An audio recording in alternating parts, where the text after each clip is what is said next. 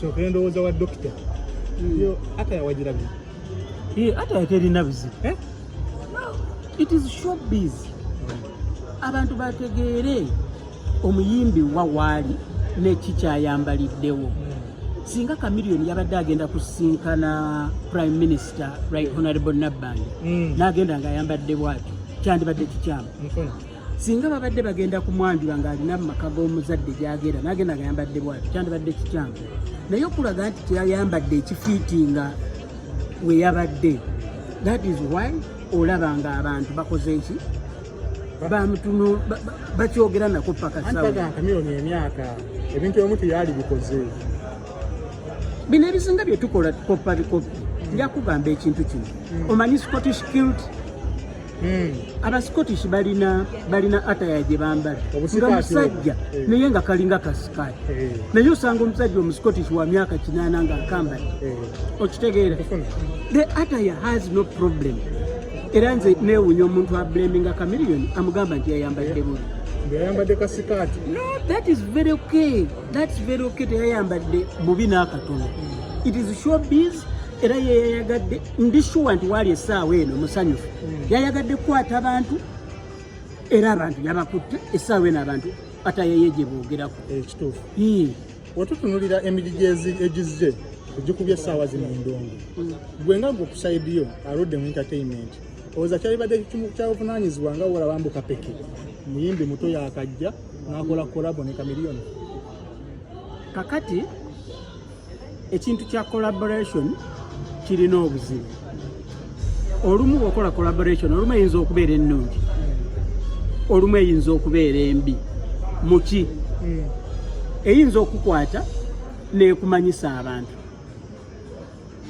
naye kolabo n'omuyimbi omunene nga Chameleone erina obuzibu esobola okukwata neekuwanika but neekuleka waggulu kati n'obonaabona okufuna kyozzaako okumaintaininga okubeera waggulu era nja kukugamba nti kyova olaba abayimbi abasinga abakoze collaborations n'omuntu nga Chameleone bafuna obuzibu nja kuwa ekyokulabirako tunuulira Papa Sidi without Chameleone Papa Sidi tabaawo tunuulira Melody ennaku ezo yakoze album nungi nnyo naye era omulaba nga astrugglinga to excel because yakola n'omunene tunuulira Vic Gaza after oluyimba lwa Chameleone remix gye baakola taliiwo tunuulira omuwala yani Leila Kayondo yali akola atandise but bwe yamala okukola kolabo ne Chameleone ng'awaddawo tewali kiddako tunuulira Jackie Chandiru no kati Jackie Chandiru eyo yali nnungi nti Jackie was established okitegeera buli omuyimbi atandika bw'akola ne collaboration n'omuyimbi omunene tagifunamu ebyaddala teri yali gwanti nze nkuwadde examples zange ate lwakuba nti sijjukira naye nina abantu nga bangi awo kalayini but singa essaawa eno Chameleone akola collaboration ne Kenzo nga bombi bali waggulu eyo ebeera successful ebalansinga because buli omu alinawo nti after that collaboration Kenzo aba nekyasobola okuzzaawo ekimakinga wali neyeeyongera okugenda mu maaso nti Chameleone essaawa eno n'akola collaboration ne Saha eyo emakinga because Saha alinawo naye bw'okwata omuntu ng'abadde talina luyimba lwonna abantu tebalina kye bamanyi n'ojja omuwa collaboration n'omuyimbi omunene amaanyi ge eva gabeerawo ng'alina oli Sawa yawa Makada Aban ya balancing Makada Aban aliwa okay essaawa eno singa kati olaba collaboration ya Koffi Olomide ne Diamond Platnumz success because Diamond alinawo essaawa eno Chameleone n'akola collaboration ne Diamond Platnumz I can assure you it will go big lwaki Chameleone alinawo Diamond alinawo Tebagambye mbu Kamiri yeekwata ku ono. No, it is a win-win. Okitegeera nti gwe teeberezaamu concert Chameleone najja n'asooka ayimba essaawa nnamba n'ayita Diamond najja ne bakola oluyimba lwabwe lwombi Chameleone n'avaawo Diamond n'addawo. Otegeera impact ebaawo n'amaanyi era omanyi obungi bwa promoter abali international ababeera baagala abantu abo bombi on the same stage nti Chameleone atunda Zimbabwe, okay? Atunda ensi eziwera 100 mu Africa. Kati bw'abeera ne Diamond eyebeera success because bombi bakola ki? Bali waggulu. Era nze mpa amagezi omuyimbi, it's always a dream. Ng'omuntu agamba nti nandyagadde nkole n'omuyimbi omunene naye tabbo bw'aba amwongerako kiba kitono nnyo, and ekyo kijustifyinga ntya bwegenda andaba kola research yo noonya buli muyimbi eyali akoze ne Chameleone. Nkozesa Chameleone yekka because is the greatest. Noonya buli yali akoze naye ye Chameleone asigala agenda naye ono alwana okukola ki? Okusigalayo kuba bamututte waggulu nnyo gy'atannatuuka, aba akyasaana amala okukola ki? Okukompiringa ajje mpolampola. Ndi kati essaawa eno Chameleone lutalo hit, Chameleone bebe hit, Chameleone Diamond hit, Chameleone Kenzo hit, Chameleone Saha hit. But wokwata essaawa eno n'okwata Nando Love Chameleone, trust me aba agenda ku strugglinga. Shiba balancing. Shiba is fine, Rema is fine. Otegedde bulungi. So olumu collaboration zeetaaga omuntu na planninga, si kukyamuka bukyamusi nfunye Chameleone n'okola collabo. No kale n'ofunamu kawo kafeemu katono naye ate nekikuwa affectinga career wise. Beera bulungi. Amina. Tuli makati mu mwaka. Industry ndabudde. Industry eri bubi. Industry eri bubi. Era bwe tubanga tuli bakugendera we tuli. Guno omwaka kugenda kuba mufu. Kubanga tetulinaawo luyimba oyinza na kugamba nti omwaka ogujja onaaba oluwulira. Oba lunaakobola emyaka egisukka ebiri. Oba ennyimba ezisinga ze tufunye kibi nnyo nti oluwulirirawo n'omanya nti omuntu yabadde atambula kirole ky'omukisa ne kimutomera naye nga tosuubirawo kiddako. Kikyoyita obubi. Okay, ebigambo nga obubi, industry okubeera obubi kitegeeza kyetulinaawo ku music bw'ogamba nti mwaka ogujja luyimba weeruli oba omuntu kaliya yerina progress yoga nti we atandise musuubiramu oluyimba olulala oba ennyimba endala abeere ng'akulaakulana. Kubanga essaawa zino abaliwo tewali. Abaana abaliwo bayiiya beeyiiya bweyiiya naye ng'olaba tewaliwo kaliya growth. Kyova olaba nti essaawa eno edda ntegeeza emyaka 5 okudda emabega nga by now wabaawo abantu abatandise n'okugamba nti nze September ngenda kola concert, November ngenda kola concert. Naye abantu ennyimba eziriwo olwaleero olaba oluyimba lwa muntu omu, luyimba lumu omuntu omu. Okitegeera and always akukaba akabonero akalaga nti tewaliiwo ndongo. Okitegeera abayimbi balikoze eki okulabako sawa betanidde nnyo TikTok. I think abayimbi abaddala ekizibu kye tulina industry ejjuddemu abantu nga si bayimbi nga abantu banoonya ssente.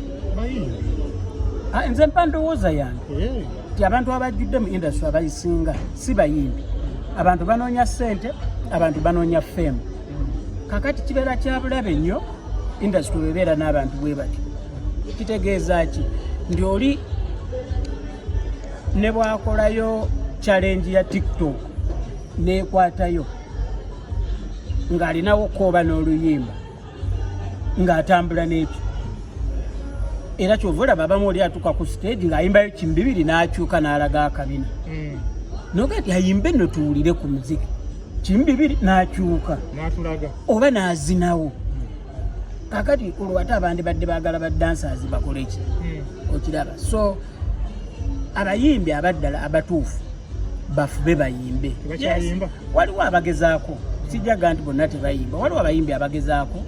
Okay, Bebe agezezzaako lwakuba ekizibu kyenina ne Bebe ti ayogera sente nnyingi ennyo zaatadde mu project kind of ezitiisa omuyimbi omulala. Uganda tetuweza bantu 10 balina financial muscle Bebe gy'ayogerako. Kakati kireka nga embeera gy'ataddewo alinganga avuga emmotoka ey'omuntu omu. But yes, Bebe akoze.